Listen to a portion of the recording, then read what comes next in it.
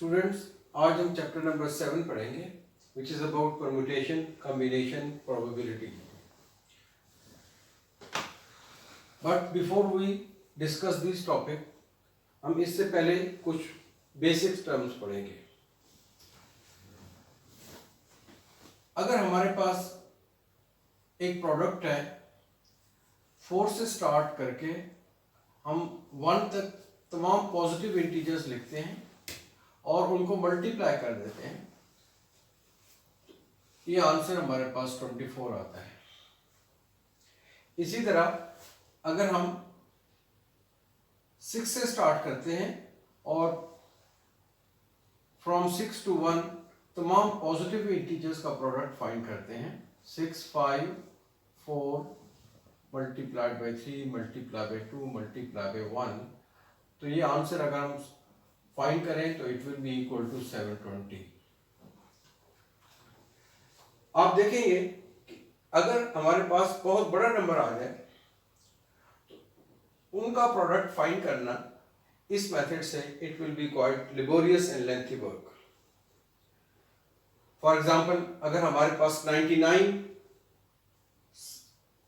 99 एक नंबर है, positive integer है, 99 से लेकर 1 तक तमाम पॉजिटिव इंटीजर्स का अगर हम प्रोडक्ट फाइंड करना चाहें तो बहुत टाइम कंज्यूमिंग काम हो जाएगा।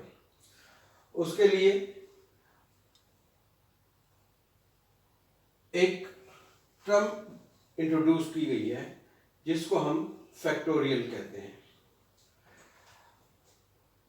जैसे हमने 4 से लेकर 1 तक तमाम पॉजिटिव इंटीजर का प्रोडक्ट फाइंड किया, ये आंसर 24 आया, इसको हम कहते हैं 4 factorial. This is the symbol to write factorial, और ये 6 फैक्टोरियल होगा। इसी मेथड से हम किसी भी पॉजिटिव इंटीजर का फैक्टोरियल फाइंड कर सकते हैं। 99 factorial can also be calculated as 99 multiply by 98 multiply by 97 so on, multiplied by 3 multiplied by 2 multiplied by 1. Similarly, we can find the factorial of even bigger number like 1000, million, etc. Factorial के लिए हम ये sign use करते हैं। इसके अलावा हम factorial notation को इस तरह भी यूज कर सकते हैं।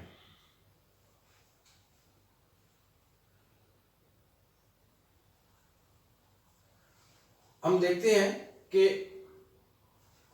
अगर 4 फैक्टोरियल को कंसीडर किया जाए और 4 से स्टार्ट करें, हम देखेंगे 3 multiply by 2 multiply by 1 will be equal to 3 factorial.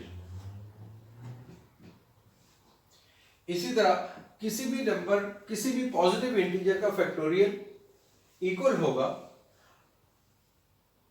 That positive integer multiplied by factorial of its previous number. जैसे 4 फैक्टोरियल इक्वल है 4 multiply by its preceding integer 3 factorial. Similarly 6 factorial will also be equal to 6 multiplied by factorial of its preceding integer, that is 5. 6 multiplied by 5 factorial. Now 99 factorial can also be written as 99 multiplied by its preceding integer, that is 98 factorial. तो ये तमाम concept next exercise में हम use करेंगे। On the basis of these, we can define factorial of a positive integer.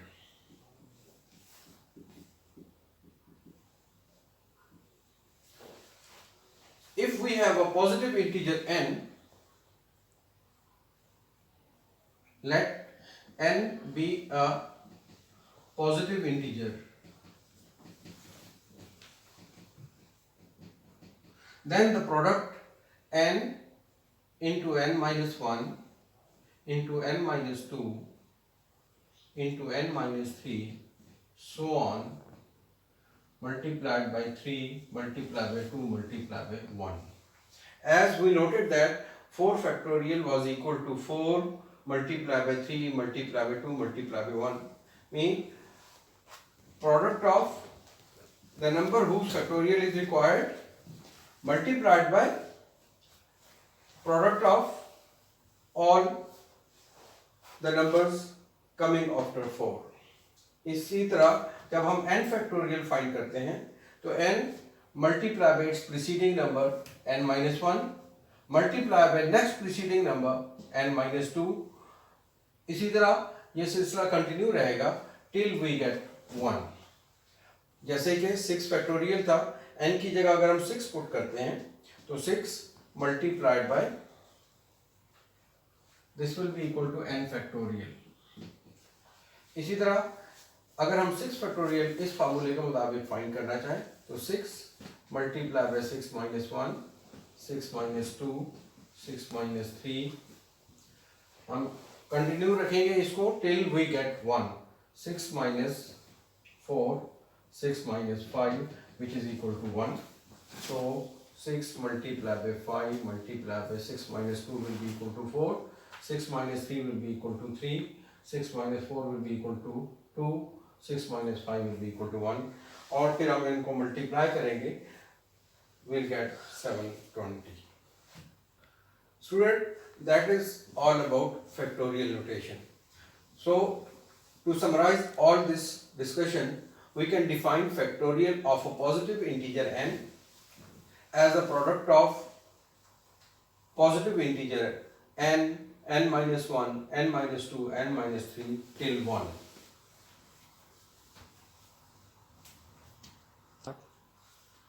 Now coming to exercise 7.1, question number 1 में हमने evaluate करना है 10 factorial over 7 factorial, fourth part है. और फिफ्थ पार्ट में हमने इवेल्युएट करना है 11 factorial over 4 factorial into 7 factorial. Earlier we have discussed कि 4 फैक्टोरियल इक्वल होता है 24 और 4 फैक्टोरियल को हम यूं भी लिख सकते हैं कि 4 मल्टीप्लाई बाय 3 फैक्टोरियल, क्योंकि 4 फैक्टोरियल इक्वल था 4 multiply by 3 multiply by 2 multiply bye 1. और हमने स्टडी किया है कि 3 multiply by 2 multiply bye 1 according to definition it will be equal to 3 factorial. इसलिए 4 फैक्टोरियल जो होगा वो इक्वल होगा 4 multiply by factorial of preceding integer. तो n फैक्टोरियल भी इक्वल होगा n multiplied by factorial of its preceding positive integer, that is n minus 1.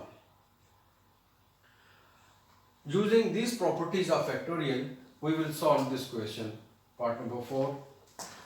10 factorial को हम लिख सकते हैं 10 multiplied by 9 multiplied by 8 multiplied by 7 into 6 into 5 into 4 into 3 to 1.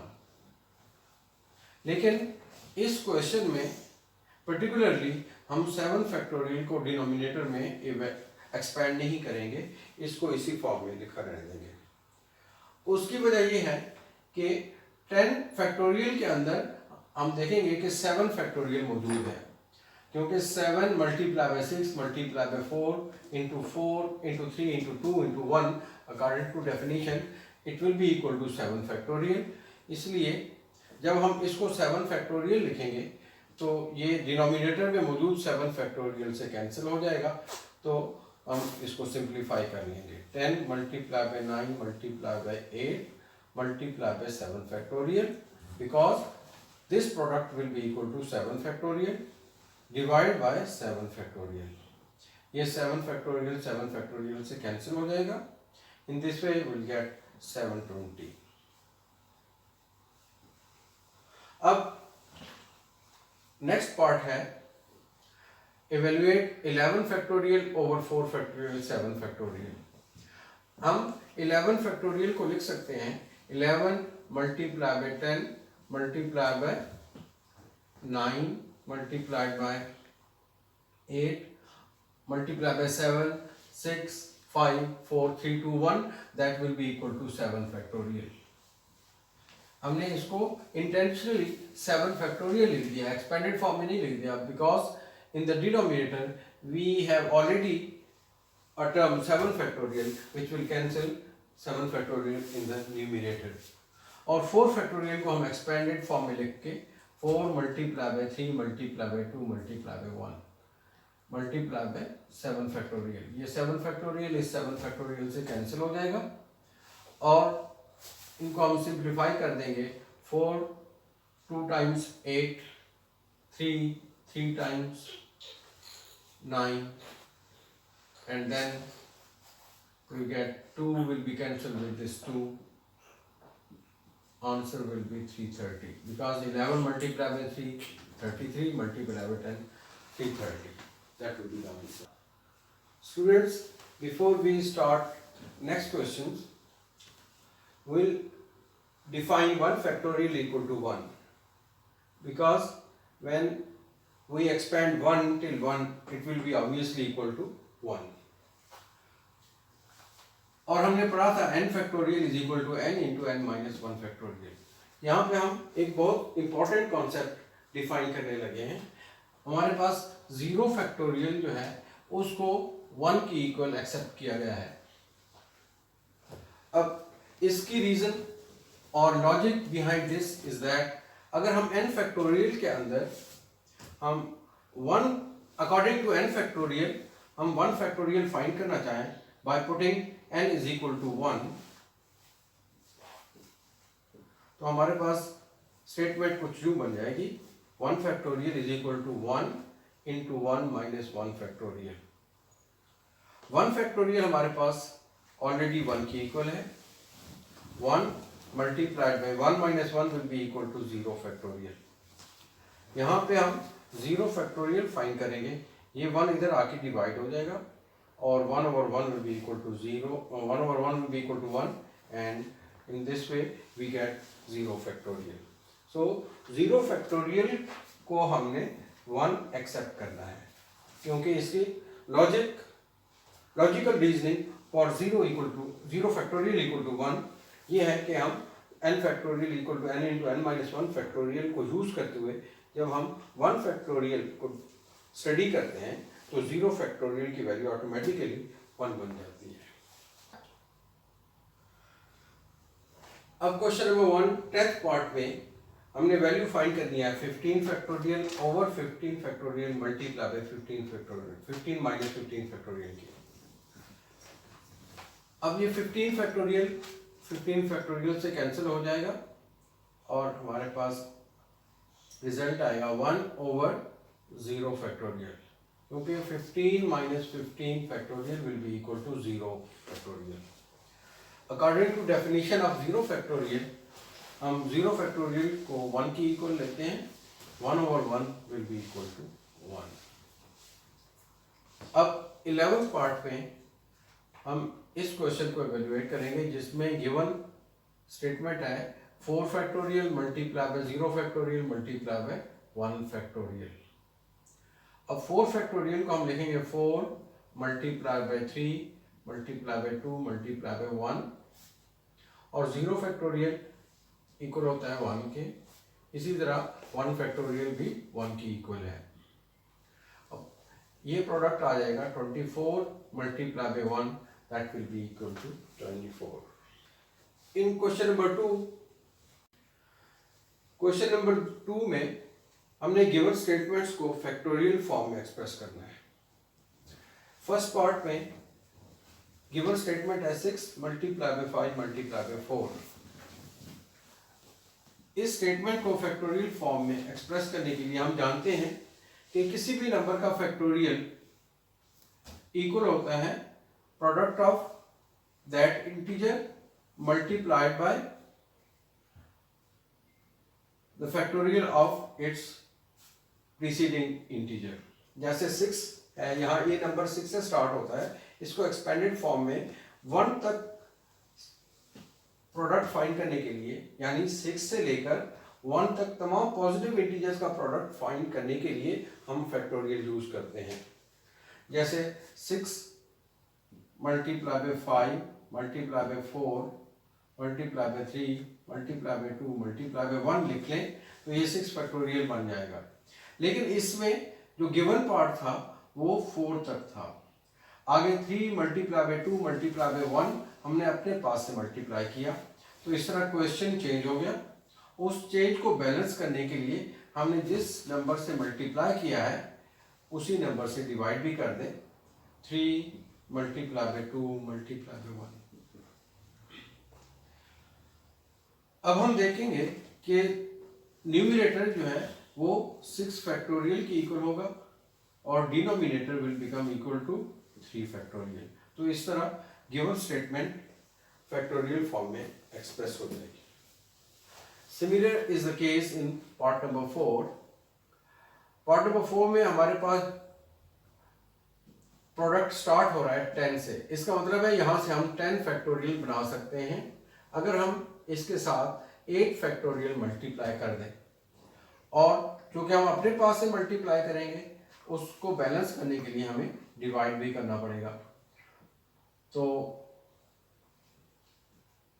हम proceed करेंगे 10 multiply by 9 multiply by 8 factorial, because 8 factorial will be equal to 8 into 7 into 6 till 1। और denominator में 2 factorial already given है और 8 फैक्टोरियल से जो कि हमने अपने पास से मल्टीप्लाई किया था, तो उसको बैलेंस करने के लिए हम डिवाइड भी कर देंगे। अब numerator will be equal to 10 factorial and in the denominator we are already having the terms in factorial form 2 factorial into 8 factorial, which will be the answer. In sixth part of question number 2 we have to express 52 into 51 into 50 into 49 over 4 into 3 into 2 into 1 in factorial form. अब ये number 52 से start हो रहा है, तो इसका मतलब है हम यहाँ से अगर इसी तरह कंटिन्यू करें टिल वी गेट 1 तो हमारे पास 52 फैक्टोरियल बन जाएगा। तो 49 तक प्रोडक्ट गिवन है। From 52 to 49 we have already the given product. Next product जो हमें चाहिए वो 48 से लेकर 1 तक तमाम इंटीजर्स का प्रोडक्ट चाहिए, तो which will be equal to 48 factorial according to this formula. तो हम लिखेंगे 52 multiply by 51 multiply by 50 multiply by 49 multiply by 48 factorial divide by, ये ऑलरेडी हमारे पास 4 फैक्टोरियल है और चूंकि हमने 48 फैक्टोरियल से मल्टीप्लाई किया था इसलिए हमें डिवाइड भी करना पड़ेगा ताकि वो चेंज जो 48 फैक्टोरियल के मल्टीप्लाई करने से आई थी वो बैलेंस हो गया। अब numerator will be equal to 52 factorial over 4 factorial into 48 factorial, which will be the answer. In seventh part of this question, we have to write n into n minus 1 into n minus 2 in factorial form. इस question में statement को generalise form में express कर दिया गया है। According to definition of n factorial, we have n into n minus 1 into n minus 2 multiply by next integer n minus 3, n minus 4, so on 3 to 1. It means that after n minus 2 we will have the factorial of n minus 3. अगर हम इसके साथ n minus 3 का factorial multiply कर दें तो ये n factorial बन जाएगा। n into n minus 1, n minus 2, n minus 3 factorial, क्योंकि n माइनस 3 फैक्टोरियल इसी तरह हमारे पास n minus 3 multiply bye n minus 4 multiply by 3 to 1 की इक्वल हो जाएगा।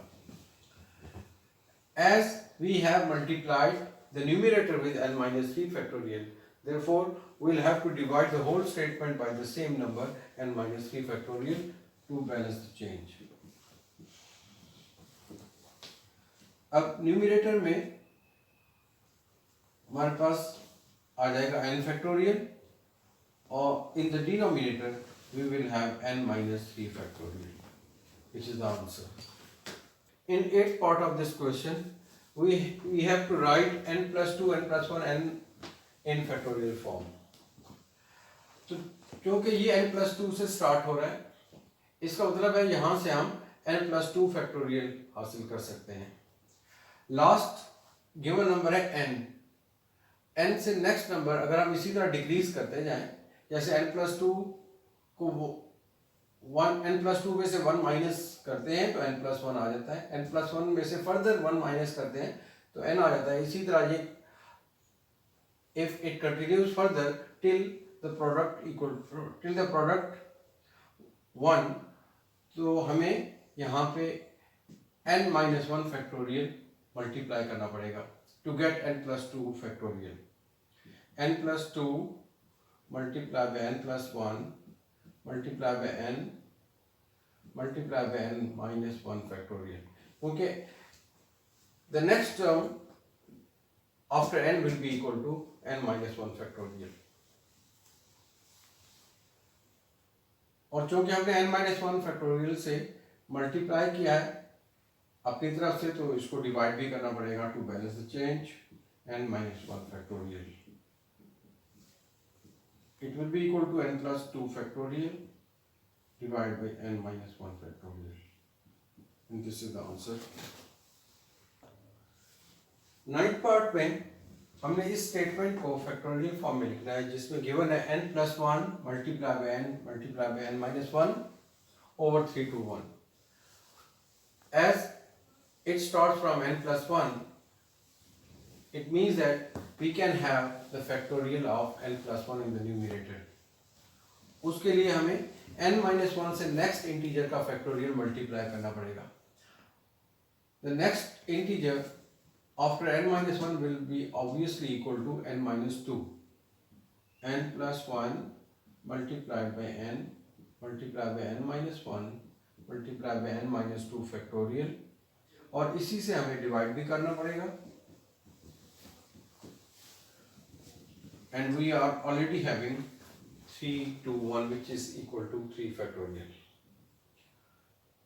n plus 1 multiplied by n minus 1 multiplied by n minus 2 factorial is equal to n plus 1 factorial divided by 3 factorial into n minus 2 factorial. This is the answer. In 10th part of question number 2, the given statement has been expressed in more general form. हमें question के अंदर given है n into n minus 1, n minus 2, so on a number n minus r plus 1. हम देखते हैं कि इसको हम यूँ लिख सकते हैं n minus 1, n minus 2, so on.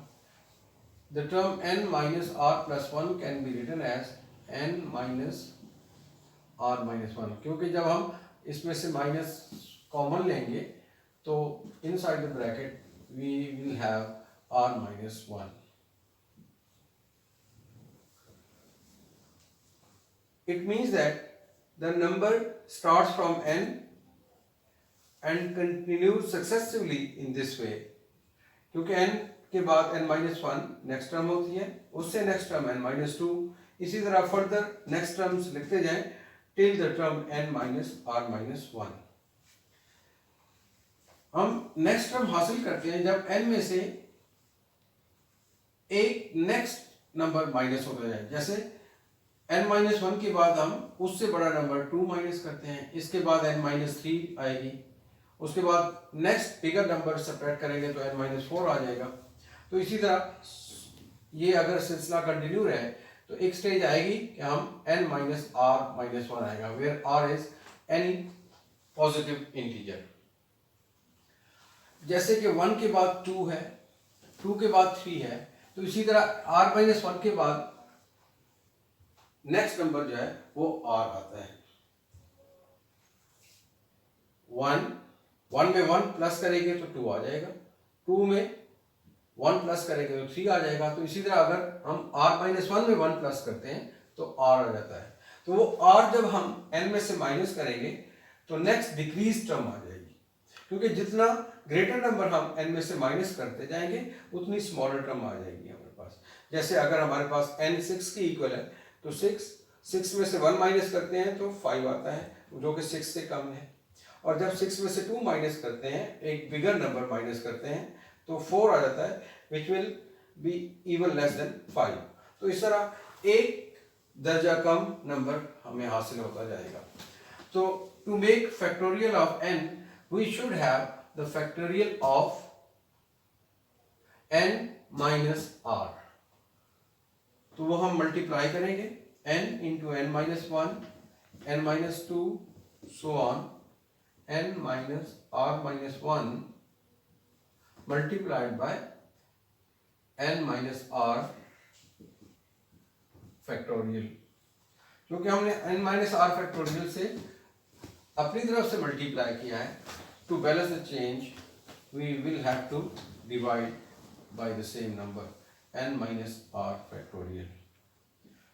अब न्यूमरेटर में हमारे पास आ जाएगा n factorial and in the denominator we will have n minus r factorial, which will be answer. This was all about exercise 7.1. Click here to subscribe my channel and click here to see full playlist of this chapter. Allah Hafiz.